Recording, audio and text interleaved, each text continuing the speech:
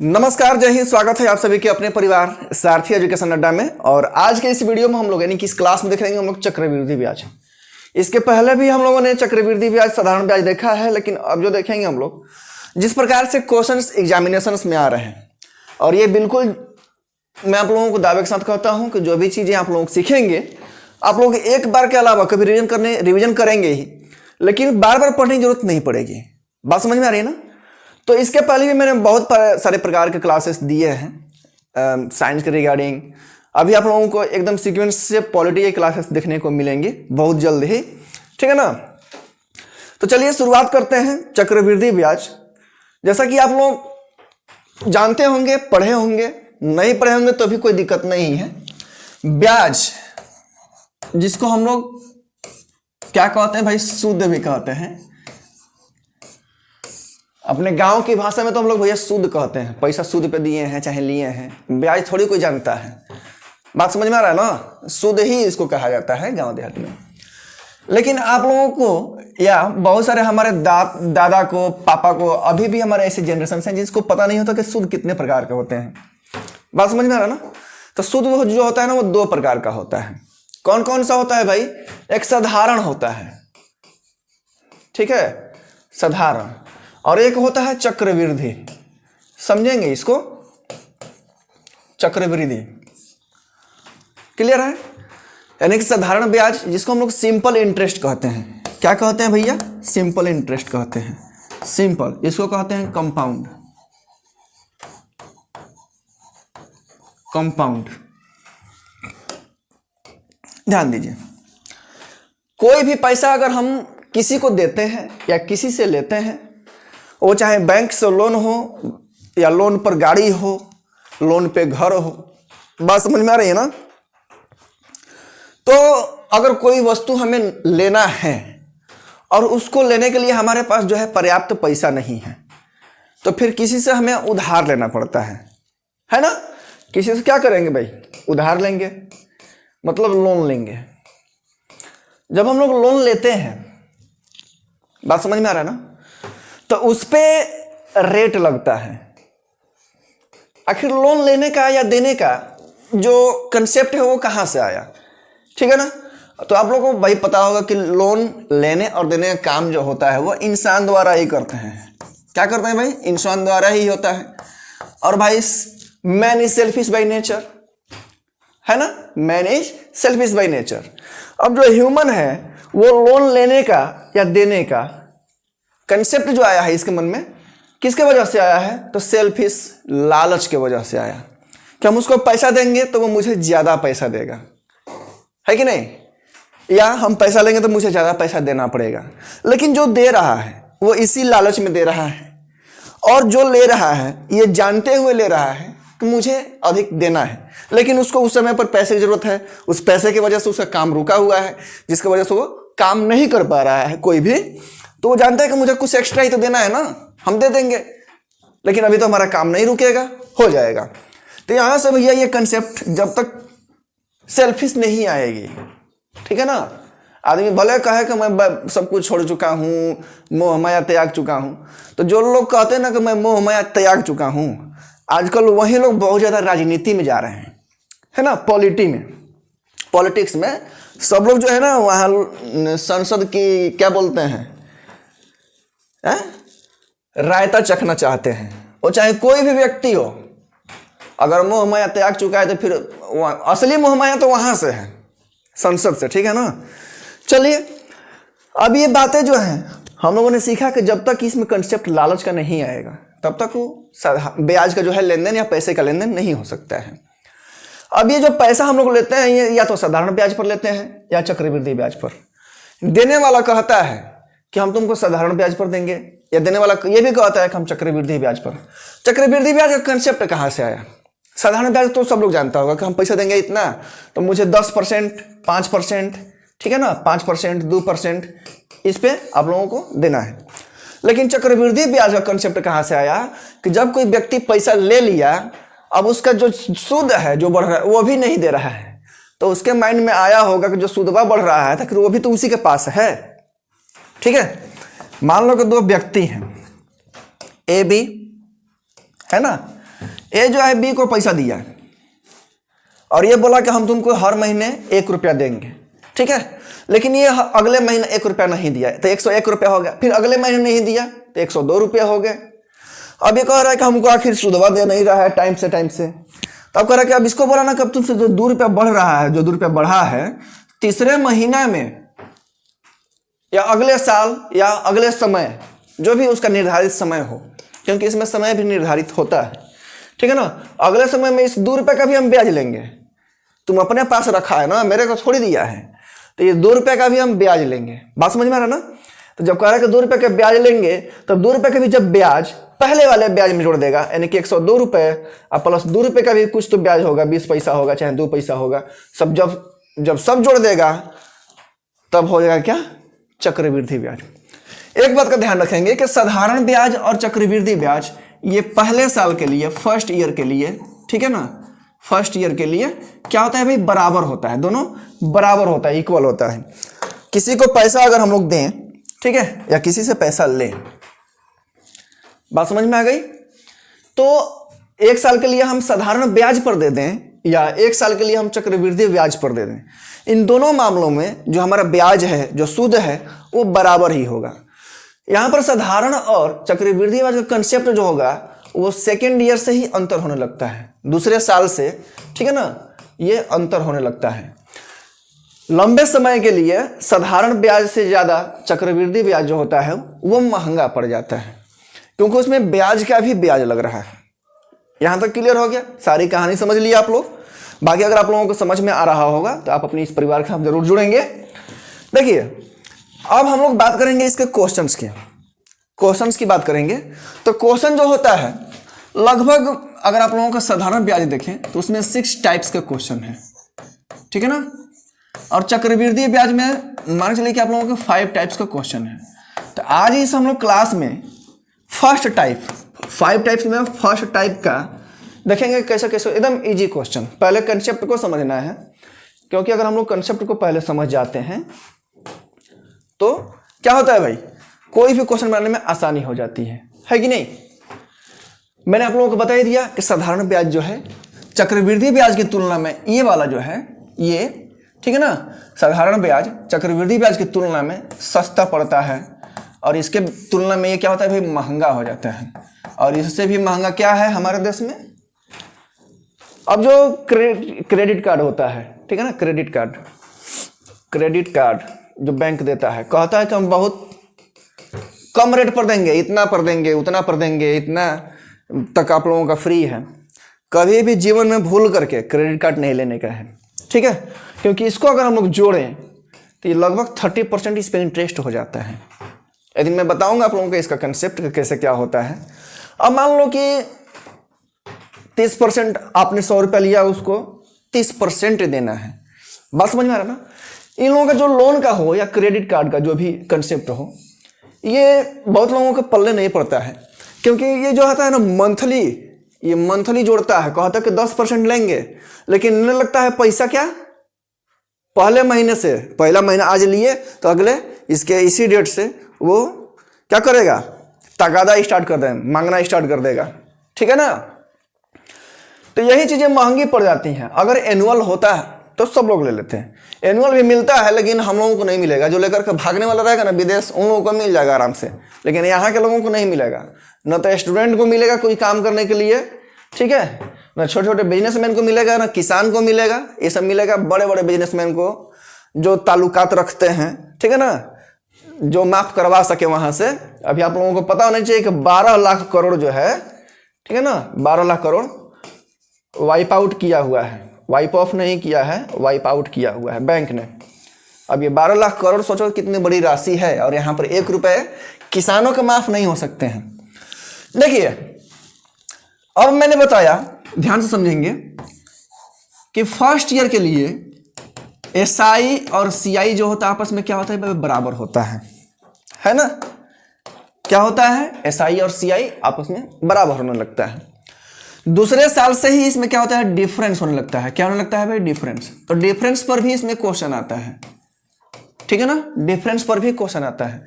तो जब दूसरे साल से डिफरेंस स्टार्ट हो जाएगा तो तीसरे चौथे इसके आगे जो भी समय है उतना में आप लोगों का डिफरेंस स्टार्ट हो जाएगा।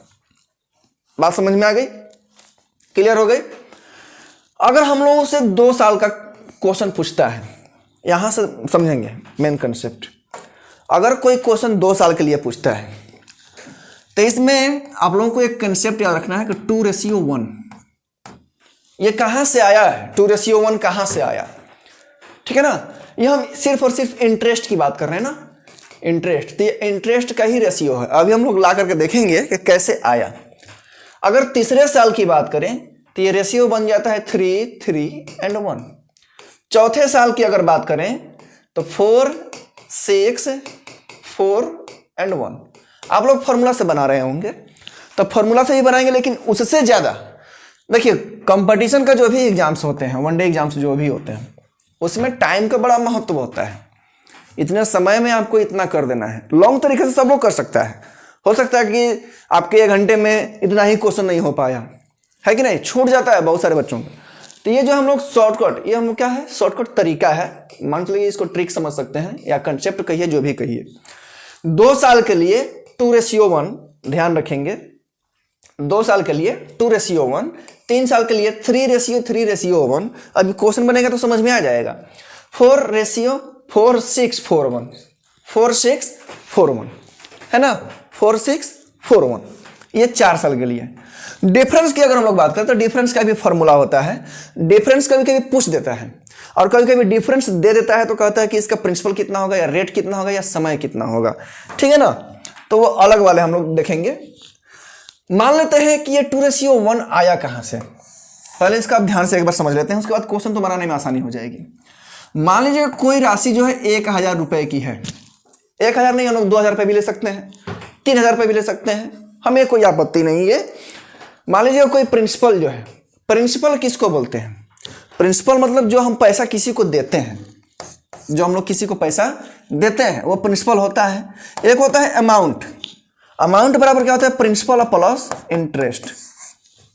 इसका मतलब ये हुआ कि जो हमने पैसा किसी को दिया, जो पैसा हमने किसी को दिया, और उस पैसे पर ठीक है ना, वो बढ़ा करके जो हमारा सूद बना है, जो ब्याज बना है, वो जोड़ करके हमें दे दिया, तो उसका हमारा क्या हो जाएगा? अमाउंट हो जाएगा, टोटल अमाउंट। बोल रहे हैं टोटल अमाउंट कितना हुआ। बात समझ में आ गई?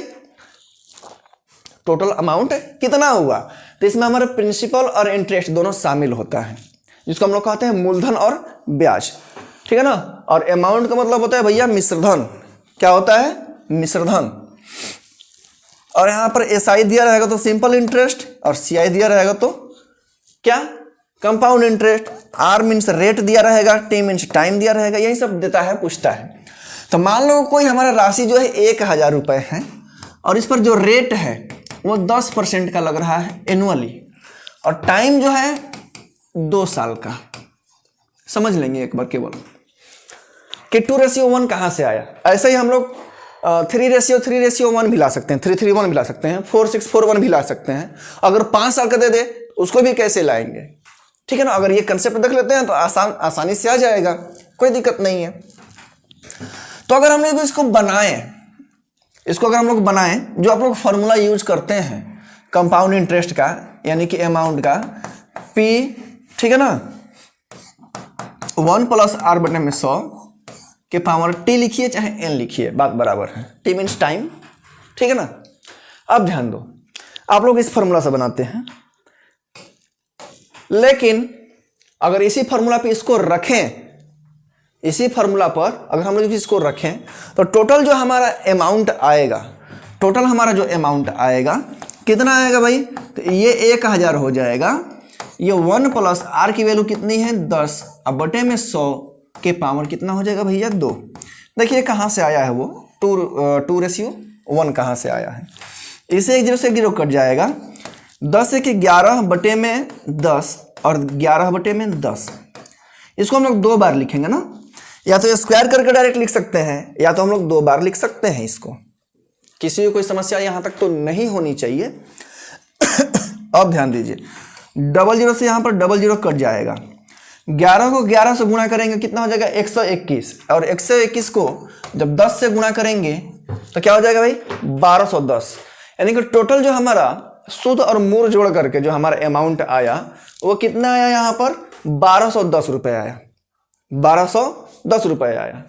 1210 रुपये में अगर हम लोग इंटरेस्ट की बात करें तो 1000 रुपये तो हमने उसको खुद ही दिया था प्रिंसिपल, तो अपना अगर हम लोग घटा लें तो हमारा बढ़ा कितना, 210 रुपये।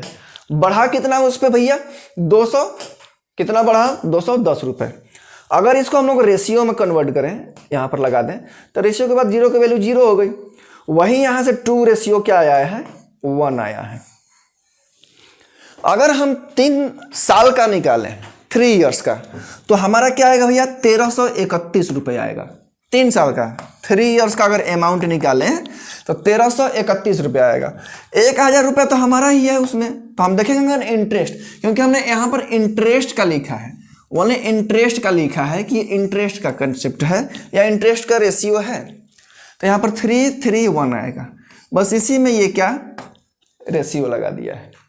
बात समझ में आ गया, 331 रुपया जो आया उसको रेशियो लगा दिया है। अब इस पे क्वेश्चंस कैसे बनेंगे, देखिए क्वेश्चन कैसे बनेगा। मान के चलिए तो कोई 5000 रुपया है, ठीक है, 5000 रुपये प्रिंसिपल है। इस पर रेट कुछ भी मान सकते हैं, 10 मानिए, 20 मानिए, 12 मानिए, 15 मानिए, कोई दिक्कत नहीं है। 12% मान लेते हैं, ठीक है। टाइम जो है आपका 2 साल, क्योंकि 2 साल तो मिनिमम मानना ही पड़ेगा, क्योंकि फर्स्ट ईयर में तो जो क्या होगा कि फर्स्ट ईयर में दोनों तो बराबर हो जाएगा, SI और CI, है ना। अब देखिए पहले साल के लिए उससे एकदम आसान है, पहले साल के लिए और दूसरे साल के लिए, क्योंकि 2 सालों का हमें निकालना है ना, 2 साल का ही निकालना है। तो पहले साल के लिए और दूसरे साल के लिए कुछ नहीं करना है, एकदम ध्यानपूर्वक देखिए, एक क्वेश्चन में 2 क्वेश्चन में बिल्कुल क्लियर हो जाएगा। पहले साल के लिए इस 5000 पर 12% लगेगा, है ना, या 5000 पर 12% के हिसाब से हमें 2 साल का निकालना है। क्या निकालना है भैया, CI निकालना है, क्योंकि हम लोग अभी CI पढ़ रहे हैं, CI का टाइप 1 पढ़ रहे हैं, है ना। अब ध्यान दो कि पहले साल के लिए अगर हम लोग इसको CI पर दें चाहे SI पर दें 12% के हिसाब से, वो तो हमारा बराबर ही आएगा। तो पहले साल के लिए 5000 का 12% निकालिए तो 12 5 क्या हो जाएगा भाई, 60, यानी कि 600 रुपया पहले साल के लिए होगा, है कि नहीं। लेकिन दूसरे साल के लिए 600 रुपया तो और बढ़ेगा, लेकिन जो अब ये 600 रुपया है, ये जो 600 रुपया है, दूसरे साल में इसका भी इंटरेस्ट लगेगा कि नहीं। कंपाउंड इंटरेस्ट का मतलब क्या होता है कि interest on interest, interest on interest क्या होता है, कंपाउंड इंटरेस्ट होता है, जो हम लोगों से सरकार लेती है। हर कोई कंपाउंड इंटरेस्ट लेना ही चाहता है, सभी लोग लेना चाहते हैं, ठीक है। अब ऐसे मान लो कि आज के समय में जो है ना, इंडिया में इतने टैक्सेस हैं कि कोई भी परिवार हो, कोई भी कमाने वाला आदमी हो, 6 महीना खुद के लिए कमाता है और 6 महीना क्या होता है, सरकार के लिए कमाता है। अब इसको प्रूव हम कैसे कर सकते हैं, वो भी करके मैं दिखा दूंगा। बात समझ में आ रहा है ना। 6 महीना खुद के लिए, अगर 1 साल में अगर कोई उसका अमाउंट आया, कुछ उस अमाउंट से उसको काम करना है तो उसमें नहीं हो पाएगा, 6 महीना और सरकार के लिए कमाना पड़ेगा, तब तो उसका वो काम हो पाएगा। अब ध्यान दो, टैक्स मिनिस्टर, तो 600 रुपये जो हमारा पहले साल के लिए आया है, पहले साल में तो दोनों के लिए बराबर होगा, ठीक है ना। तो 600 रुपये जो हमारा इंटरेस्ट आया है पहले साल, दूसरे साल में तो ये 600 होगा ही, फिर दूसरे साल में तो 600 लगेगा ही, लेकिन फिर इस 600 का तो फिर क्या लगेगा, इस 600 का क्या लगेगा, इंटरेस्ट लगेगा, और इंटरेस्ट इसी रेट से लगेगा, इंटरेस्ट जो है इसी रेट से लगेगा। तो डायरेक्ट यहां पर क्या लिखेंगे कि 2 सालों के लिए तो देना है। तो फिर हमें अगर 5000 का 12% निकालें तो 600 रुपये आया, फिर दूसरे साल में इस 600 का भी 12% लगेगा, तो बरछक 72 रुपया दूसरे साल में बढ़ जाएगा। होगा कि नहीं होगा, करके निकाल कर आप लोग देख सकते हैं। 600 रुपया तो लगा ही, फिर दूसरे साल में 600 रुपया लगेगा, लेकिन फिर इस 600 का क्या आ जाएगा भैया, 12%, है ना। तो 600 का 12%, 00 से 00 कट गया, बरछक 72 रुपया फिर लगेगा। ऐसा ही करना है कि पहले साल के लिए निकाल लेना है कि 12×5=60, और दूसरे साल के लिए जो हमारा पहले साल में इंटरेस्ट आया है इसका उसी रेट से निकाल लेना है। फिर दूसरे साल में ऐसा नहीं करना है कि 5,000 का 5,000 का देखना ही नहीं है, पहले साल के लिए बस ये देख लेना है। जो हमारा अब 2 साल के लिए 2:1 आया था, इसमें हमारा 2 से गुणा होगा और इसमें 1 से, मतलब कि सिर्फ इसमें 2 से गुणा कर दीजिए। 6 दूनी 12 और 12, ये क्या हो जाएगा 1200, और ये कितना 72 रुपये, 1272 रुपये हमारा क्या हो जाएगा भैया, इंटरेस्ट हो जाएगा। समझ में आया? एक बार फिर से देख लेते हैं, एक बार इसको फिर से समझने की कोशिश करते हैं, ध्यान से देखेंगे, ठीक है ना। अगर हम लोग सिंपल लैंग्वेज में सामान्य भाषा में कहें, ठीक है, देखिए तो पहले साल में हमारा 5,000 का 12% निकालना है, कितना आएगा 600। अब इस 600 का 12% निकालना है 72 रुपये, 2:1 तो 2 और इसमें 1 गुणा करके जोड़ दीजिए, 1272 रुपये आ जाएंगे, है कि नहीं। कोई भी अमाउंट ले लीजिए आप, यहां पर मान लीजिए कि 12,000 रुपये ले लिए अमाउंट, ठीक है ना। रेट जो है आपका, sorry principal not amount, rate जो है आपका 6% है, और ये जो है 2 साल का ही लिए निकाल रहे हैं, पहले 2 साल पे सीख लेते हैं, ठीक है ना। तो 12,000 का 6% निकालना है पहले साल और दूसरे साल, है ना। एक बार केवल समझ लेने पर ये सब लिखने की जरूरत नहीं पड़ेगी, डायरेक्ट हम लोग निकाल सकते हैं एक बार में ही। तो बरछक 72 720 रुपये, 720 रुपये तो हमारा क्या आया, 720 रुपये क्या आया पहले साल के लिए। दूसरे साल में फिर इसका लगेगा, कितना होगा 6 दूनी 12 हासिल 1, 7×6 42 43, 43 रुपये 20 पैसे। अब इसमें 2 से गुणा, बाकी को जोड़ दीजिए, आ जाएगा। कितना आया, ये हो जाएगा आपका 1440 रुपये, और इसमें 43 रुपये जोड़ दीजिए, 1483.2, है कि नहीं। फॉर्मूला से बिल्कुल आसान है, फॉर्मूला से बिल्कुल आसान है, समझेंगे। यहां पर तो वही क्वेश्चन दिया है, पहले हम लोग कंसेप्ट समझ लेते हैं। अब 3 साल के लिए हो या 4 साल के लिए हो, ठीक है ना। 3 साल वाला एक देख लेते हैं। मान लीजिए कि छोटा सा अमाउंट ले लेते हैं, 3,000 रुपये है, 8% के हिसाब से 3 साल के लिए, है ना। 3 साल के लिए, बात समझ में आ गई, 3 साल के लिए। अब देखिए 3 साल में क्या होगा, पहले साल तो सब बराबर रहेगा, दूसरा साल इंटरेस्ट का इंटरेस्ट निकालना है, फिर तीसरे साल में क्या करना है कि जो हमारा 2 साल का इंटरेस्ट है फिर उसका इंटरेस्ट निकालना है, यानी कि वही काम इसमें 3 बार करना है। 8 3 का 24, 240 रुपये। फिर इसका हम लोग 8% निकालेंगे ना दूसरे साल के लिए, फिर इसका 8% निकालेंगे। तो 8 4 का 32 के 2 हासिल 3, 8 दूनी 16, 192, 19 रुपये 20 पैसा, इतना ही आएगा, है ना, इतना आएगा। फिर तीसरे साल में देखिए, अभी हम लोगों ने इसका इंटरेस्ट निकाला, फिर तीसरे साल में सिर्फ इसका निकालना है, कितना 8% ही निकालना है, ठीक है ना। 192 का 8, 8 दूनी 16, 9 8 72, 73 हासिल 3, इतना हो जाएगा। पहले तो 1 अंक था, 2 अंक इसमें आ जाएगा, यानी कि 1 रुपये 13, यानी कि 1.14 मान चलिए, है ना। इसमें 3 से गुणा, फिर इसमें 3 से गुणा, और इसमें 1 से गुणा, सबको करके ऐड कर देना है, बस आंसर आ जाएगा। बस कॉन्सेप्ट वही है। अगर 2 साल का दे तो 2:1, 3 साल का दे तो 3:3:1, ठीक है ना, 3:3:1।